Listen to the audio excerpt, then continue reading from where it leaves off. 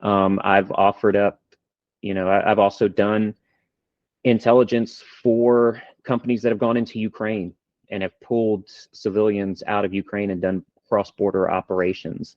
That was paid for. It was for profit, but I could have done it for free, and it would have meant the same to me because we've saved people's lives at that point.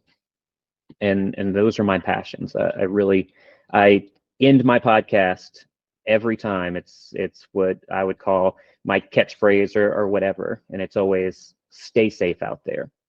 And I truly mean that. It's not just some phrase that I say. I tell it to people on a day-to-day basis. I'm in Las Vegas right now, and I see people walking around the streets, and we'll say hi or have an interaction, and I always end it with stay safe out there. So I think that's the most important thing. I think there's so many valuable aspects that everybody needs to understand with your podcast and your story, that also going to the podcast, and there's a lot of things to dissect in what we just talked about in all positive way, to be honest with you.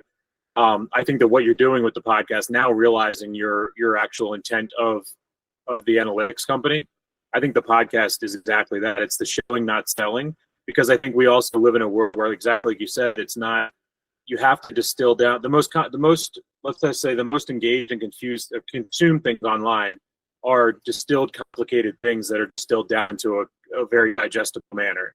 And I think that that's what your podcast does for me specifically. I am a fan of your podcast. I love everything about it. I also love, and you used a phrase just now that actually was better articulated than what was in my head, which was no politics, all intelligence.